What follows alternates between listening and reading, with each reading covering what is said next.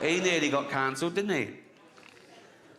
Liam Neeson. Now, I don't know why he told this story, but he did at a press junket to a journalist, right? And it was where he just started saying, it was 30 years ago, he said, and my friend came home and she'd been raped, right? And that's not the funny bit.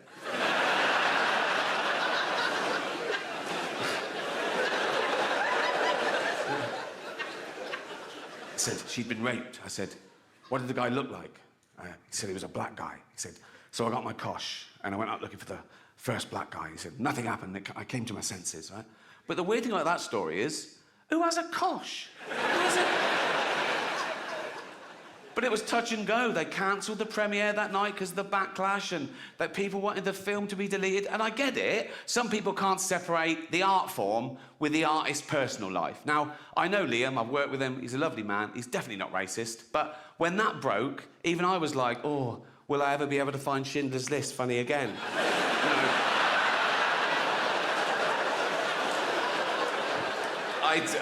I do still find it funny, obviously.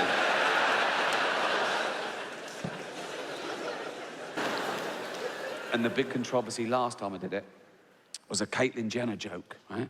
Oh, outrage on Twitter the next day. And by outrage, I mean a couple of people going, it was transphobic. It wasn't transphobic in the slightest. It was a joke about a trans person, but the joke had nothing to do with that aspect of her existence. And that's the other thing about offence.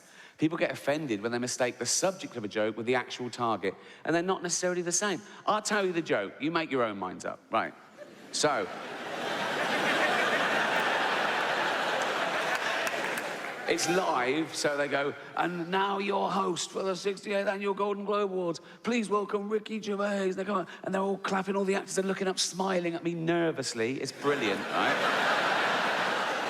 So I just go, relax, I'm going to be nice tonight. I've changed. Not as much as Bruce Jenner, obviously.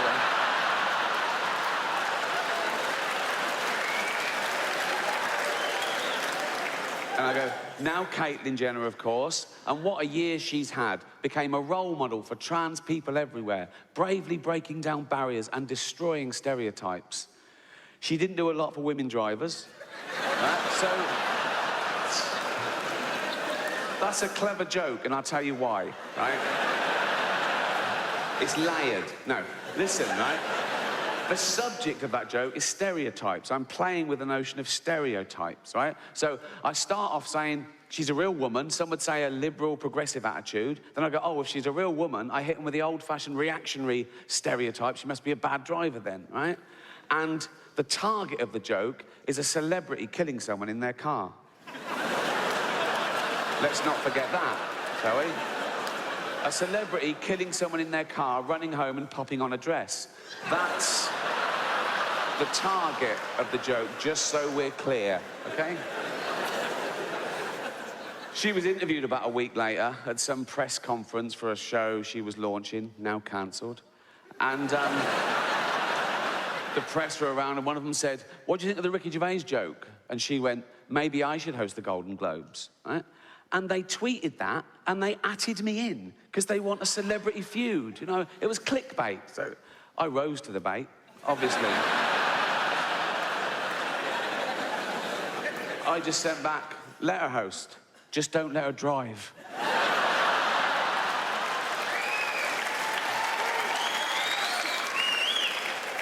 Another website that was in the room, Entertainment Weekly, they tweeted a different headline, and they atted me in as well. And their headline was, Caitlyn finally breaks silence over Ricky Gervais. I just sent back, at last. She always breaks too late. But I'm a considered comedian. I like my jokes to be accurate and my targets to be fair. So I was engaging these people. I was saying, why is it transphobic?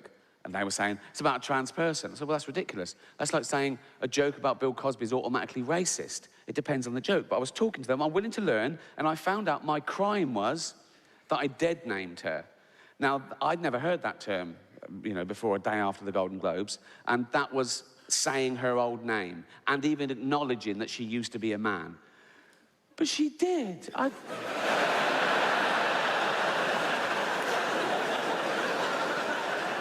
I saw him on the Olympic Games. It was decathlete. He was in everything. He was all over the place. Shot put and pole vault.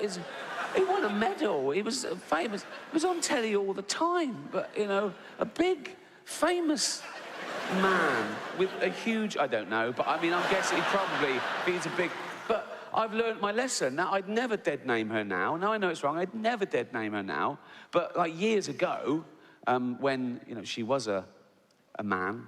no, because years ago, I'm saying, right, and she went to the doctor, right, and knocked on the door, and the doctor went, "Come in." This is years ago. I'm saying, I'd never dead name her now, but this is like a flashback before anyone. Do you know what so, like, come in, and he went, "Hello, Bruce Jenner," because that was his name then. The doctor, you know, this was years ago, and the doctor went, "Oh, I'm Bruce Jenner, you big old, how you doing, boy, you fucker, how you doing?"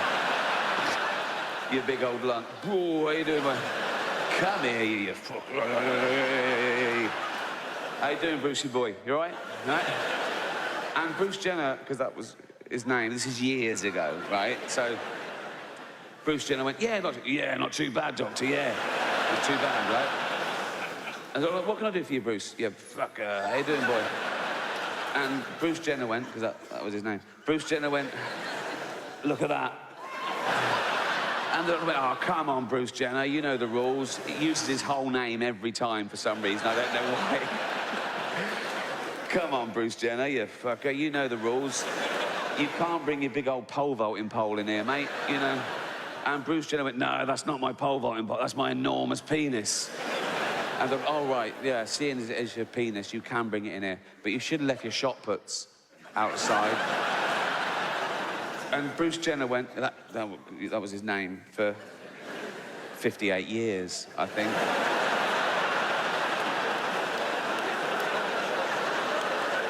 He went, no, they're not my shot puts, they're my enormous testicles. That's where I keep my testosterone and my spunk and shit, right? And the doctor went, oh, yeah, that makes perfect. I am a medical man, and that you're a big bloke. Oh, you fucker. How you doing, boy? You're a big... You're big, and you would have a big old cock and balls. They're beautiful. They're a bit familiar. And I go, no, but you must be very proud of them, Bruce. Bruce Jenner went, oh, this is going to surprise you, doctor. I want to get rid of them. And the doctor went, what? Why? Ah, they get in the way.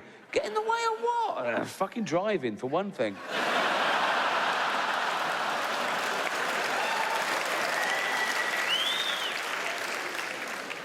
So I'm engaging these people, and I'm saying, but I had to say her old name, because that gets me into the joke. I say, I've changed, not as much as Bruce Jenner, and then I do the actual joke. And I went, no, this is my second crime. Can't mention him anymore, he's cancelled. Not enough to apologise and move on. You've got to...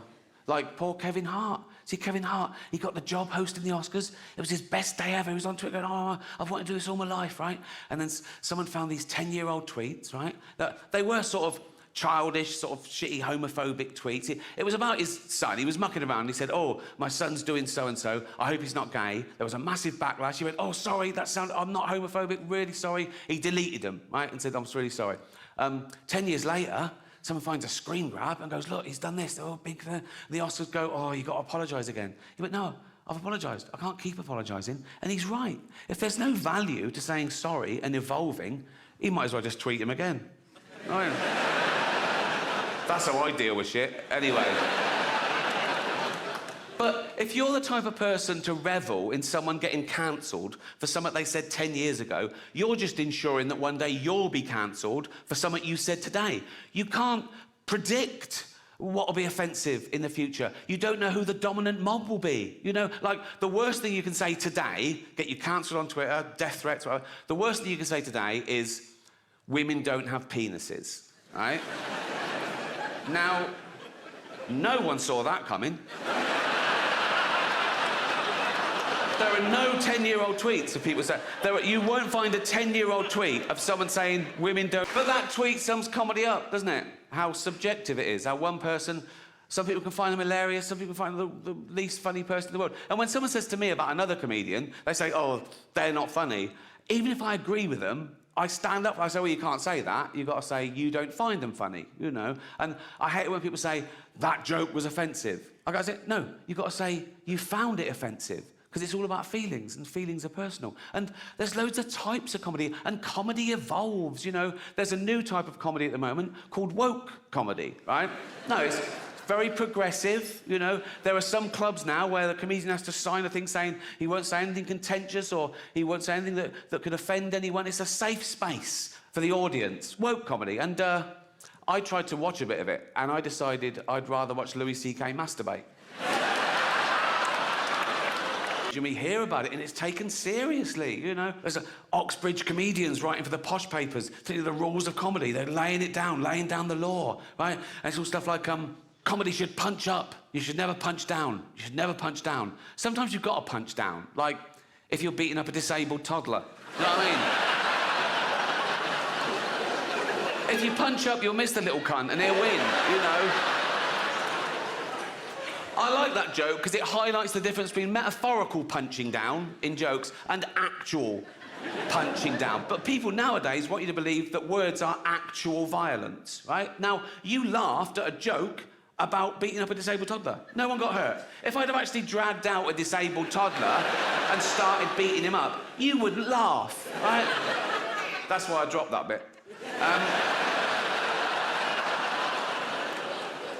But these people are virtue signalling. They're trying to bring people down to raise their own status. And they say it's because, no, we're protecting minorities. Like, they're basically saying minorities haven't got a sense of humour, which is so patronising. Just because I'm this self-professed Twitter police, right?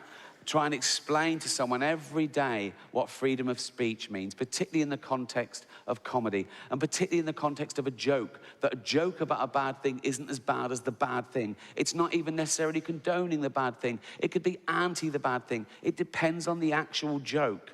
And this woman said, you should never make jokes about food allergies. I should have left it, right? I sent back, I make jokes about AIDS, cancer, famine, and the Holocaust, right? And you're telling me I should never joke about food allergies. She sent back, yes, but the Holocaust didn't kill children. Well, it did, didn't it? It was horrible, the Holocaust. Some would say as bad as food allergies. Didn't kill children. Jesus. It did kill children. Oh, my God, Hitler killed 12 million people, many of them children. Hitler, I've just got to say, Hitler, you couldn't make him up. He is the worst human being to ever walk the face of the earth. He's a crazy, evil, racist, narcissistic serial killer. Just terrible. But... over a hot stove, right? And I was getting everything ready, right? And there was one place left, and I had to either invite Hitler or that little girl with food allergies.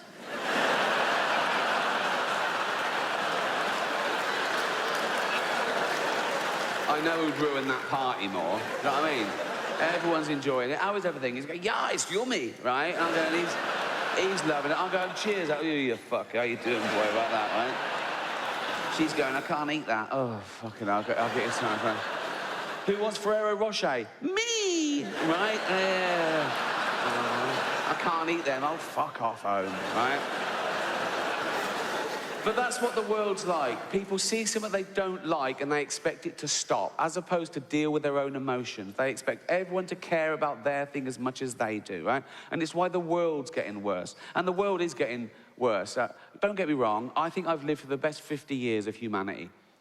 1965 to 2015, the peak of civilization, for everything, for tolerances, for freedoms, for communication, for medicine. And now it's going the other way a little bit. The last couple of years, just a little blip, maybe, right? And I'm not saying this just because I'm old, because that does happen. Old people say things like, oh, everything was better when I was a kid. Well, of course it was, you were a kid. So, yeah, this is my first new stand-up show for 7 years, if you don't count the Golden Globes. Which you shouldn't. The Golden Globes, very different. Oh, God, different vibe. 200 million people watching around the world. And it's live, you know, big thrill. But with that many people watching. There comes a bit of stick. Everyone's different. Everyone's a blogger. Everyone goes, I was offended.